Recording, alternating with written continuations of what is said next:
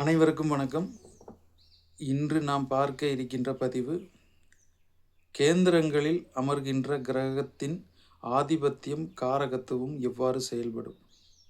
பொதுவாக ஒரு ஜாதகத்தில் 1, 4, 7, 10 10ஆம் வீடுகளில் அமர்கின்ற கிரகங்களின் ஆதிபத்தியமும் காரகத்துவமும்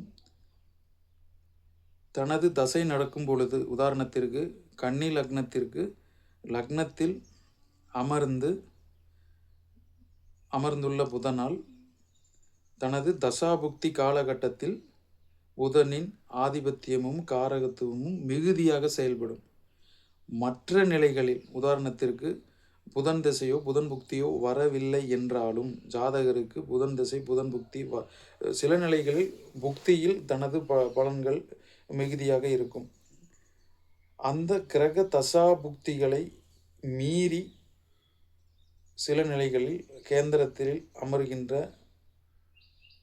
லக்னத்தோடு தொடர்பு கொண்ட கிரகங்களின் ஆதிபத்திய காரகங்கள் மிகுதியாகவே ஜாதகருக்கு கிடைக்கும். பொதுவாக உதாரணத்திற்கு லக்னத்தோடு அமர்கின்ற ஒரு கிரகத்தின் தன்மை, லக்னத்தில் அமர்கின்ற ஒரு கிரகத்தின் தன்மை ஆதிபத்தியமும் காரகத்துவமும் யோகமான தசை ஏற்படுகின்ற ஒரு காலகட்டத்தில் லக்னத்தில் அமர்ந்த கிரகம் லக்னத்திற்கு யோகியா அவயோகரா என்பதை நாம் தீர்மானித்து அந்த ஆதிபத்திய காரக பலன்கள் அவயோகியாக இருக்கும் பட்சத்தில் அவயோக தசாபுக்தி காலகட்டத்தில் கெடுபலன்கள் மிகுதியாகவே இருக்கும். யோகமாக ஒரு கிரகம் லக்னத்தில் அமர்ந்து விட்டால் பொதுவாக அந்த கிரகத்தின் தசாபுக்தி வரவில்லை என்றாலும் லக்ன திரிகோணாதிபதிகளின் தசாபுக்தி காலகட்டத்தில் கேந்திரங்களில் அமர்கின்ற கிரகத்தின் யோகங்கள் பிரதிபலிக்கும் தன்மையாகவே இருக்கும். எனவே ராசியோடு லக்னத்தோடு தொடர்பு கொள்கின்ற ஒரு கிரகத்தின் ஆதிபத்தியமும் காரகத்துவமும் ஜாதகருக்கு தசாபுக்தியை தாண்டி கிடைக்கின்ற ஒரு அமைப்பாக இருக்கும். கேந்திர ஸ்தானங்கள் என்பது ஜாதகரின் தசாபுக்தியை மீறி ஒரு பலன்களை கொடுக்கின்ற ஒரு அமைப்பாகவும் இருக்கும். உதாரணத்திற்கு கன்னி லக்னத்தில் அமர்கின்ற புதன் உச்சமடைவார். புதன் தனது தசாபுக்தி காலகட்டத்தில், பொதுவாக புதன் பஞ்சமகா புருஷ யோகங்களில் பத்ரயோகத்தை வழங்கக்கூடியவர். லக்னத்தில் உச்சமாகின்ற புதன் தனது தசாபுக்தி காலகட்டத்தில் பத்ரயோகத்தை மிகுதியாக வழங்குவார்.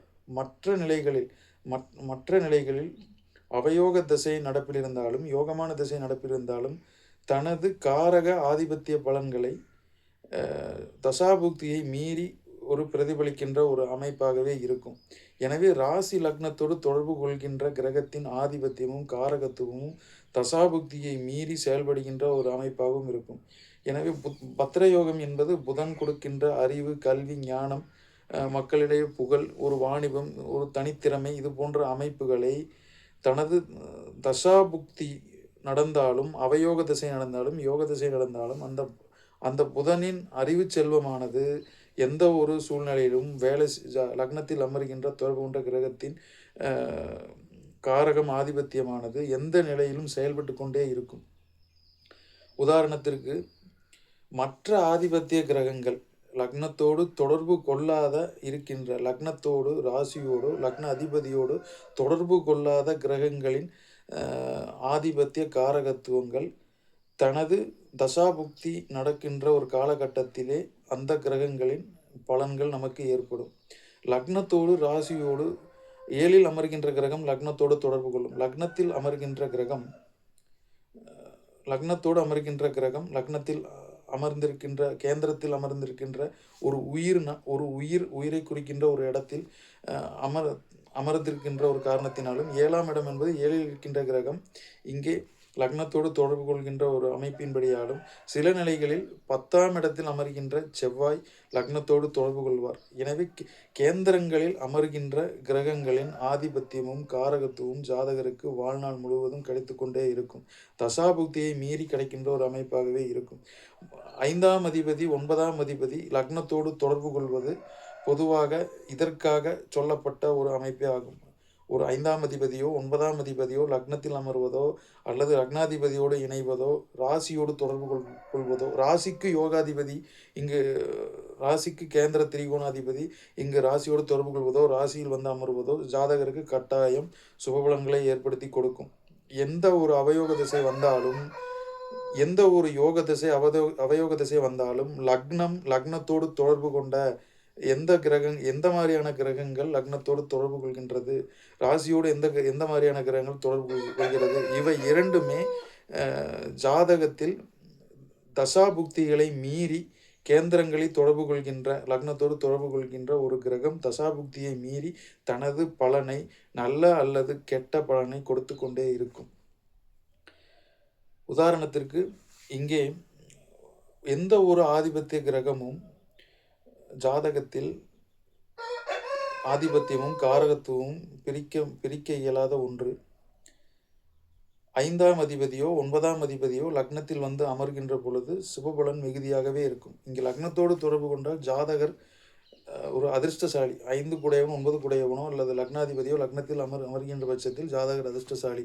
எந்த ஒரு யோகத்தையும் எந்த ஒரு அவயோகத்தையும் தாங்கி சமாளித்து வருகின்ற ஒரு அமைப்பாக சொல்லப்படுகிறது. லக்னாதிபதி லக்னத்தில் இருந்தால், 5ஆம் அதிபதி லக்னத்தில் இருந்தாலும் இங்கே ஜாதகருக்கு ஆதிபத்தியம் 5ஆம் அதிபதியான ஒரு 5ஆம் அதிபத்திய கிரகம் இங்கே லக்னத்தில் அமருவது வாழ்நாள் பூராவும் இந்த தசையை மீறி தனது சுபபலங்களை கொடுத்து கொண்டே இருக்கும். எனவே ஒரு ஜாதகத்தில் 1, 5, 9 குடையவனின் நிலைமை இங்கு லக்னத்தோடு தொடர்பு கொள்கின்ற ஒரு ஜாதகம் மிகவும் ஒரு சிறப்பான ஜாதகமாகவே இருக்கும்.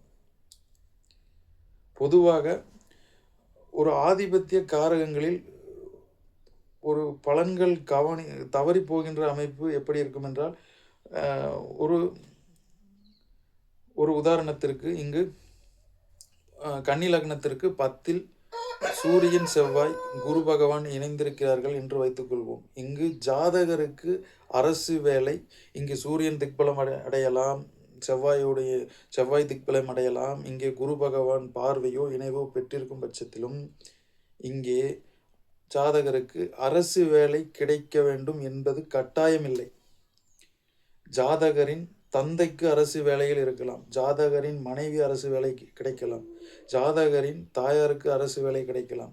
எனவே ஒரு ஆதிபத்திய கிரகம் எங்கு அமர்ந்திருக்கிறது, எந்த கேந்திராதிபதியா திரிகோணாதிபதியா கேந்திர ஆதிபத்தியத்தில் கேந்திர வீடுகளில் அமர்ந்துள்ளாரா அல்லது திரிகோண வீடுகளில் அமர்ந்துள்ளாரா, ஒரு கேந்திராதிபதி லக்னாதிபதியோடு ஒரு திரிகோணாதிபதி ஒரு லக்னாதிபதியோடு தொடர்பு கொள்வது மிகவும் ஒரு யோகத்தை கொடுக்கின்ற ஒரு அமைப்பாக இருக்கும். யோக திசையிலும் சரி அவயோக திசையிலும் சரி, ஒரு அவயோக திசையே நடப்பிற்கு வந்தாலும் இந்த இணைவானது லக்னாதிபதிக்கு 5ஆம் அதிபதியும் பிறக்கின்ற காலகட்டத்தில் 5 குடையவனும் லக்னாதிபதியும் இணைந்திருப்பது எந்த ஒரு மோசமான ஒரு தசாபுக்தி நடந்தாலும் ஜாதகர் அதிலிருந்து மீண்டு வருவார். சில நிலைகளில் அவயோக தசாபுக்திகளை மீறி தனக்கு வருகின்ற கெடுபலனை சமாளித்து, சில நிலைகளில் அவயோக கிரகங்களே ஜாதகருக்கு சுபபலன்களை கொடுத்து சென்றுவிடும்.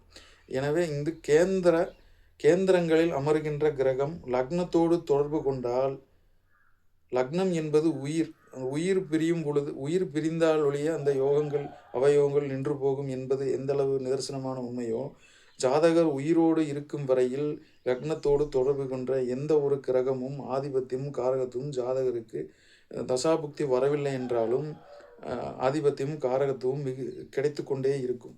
லக்னத்தோடு அஷ்டமாதிபதி தொடர்பு கொள்வது சுபபலன்களை குறைக்கும். 6ஆம் அதிபதி தொடர்பு கொள்வது சுபபலன்களை குறைக்கும். ராசியோடு 6ஆம் அதிபதி 8ஆம் அதிபதி தொடர்பு கொள்வதும் சுபபலன்களை குறைக்கும். எனவே கேந்திரங்களில் அமர்கின்ற கிரகத்தின் ஆதிபத்தியமும் காரகத்துவமும் ஜாதகருக்கு எந்நேரமும் கிடைத்து கொண்டே இருக்கும். எனவே அப்படி ஒரு கிரகம் கேந்திரத்தில் அமர்கின்ற அவயோக கிரகங்கள் ஒரு லக்ன யோகரின் தொடர்பை பெறுவது அவசியம். லக்ன யோகாதிபதியின் வீடாகி அங்கு அமர்வது லக்ன யோகாதிபதியின் வீடாகி அங்கு பாவர்கள் அமர்வது பொதுவாக ஒரு மினிமம் ஒரு குறைந்த அளவு ஒரு சுபபலன்களை ஏற்படுத்தி கொடுக்கும். இங்கு லக்னத்தோடு அஷ்டமாதிபதி தொடர்பு கொண்டாலும் லக்ன அதிபதி கேந்திரத்திலோ லக்னத்தோடு தொடர்பு கொள்ள வேண்டும். அந்த அஷ்டமாதிபதியின் கெடுபலன் லக்னத்தோடு எந்நேரமும் செயல்பட்டு கேந்திரத்தில் அமர்ந்து அஷ்டமாதிபதி இங்கு கேந்திரத்தில் அமர்ந்து லக்னத்தோடு தொடர்பு கொண்டால் இங்கு லக்னத்தை ஒரு சுபகிரகம் பார்ப்பது மிகவும் அவசியம். அல்லது அந்த அஷ்டமாதிபதியோடு ஒரு சுபகிரகமானது லக்ன திரிகோணாதிபதிகள் இணைவது மிகவும் அவசியம். எனவே ஆதிபத்தியமும் காரகத்துவமும் ஒரு கிரகம் இணைத்தே பலன் தரும் என்று தனது தசாபுக்தி காலகட்டத்தில் கொடுக்கும் என்று கூறப்பட்டாலும் சில நிலைகளில் லக்னத்தோடு தொடர்பு கொண்ட யோகங்கள் அவயோகங்கள் எந்நேரமும் ஜாதகருக்கு கிடைத்து கொண்டே இருக்கும்.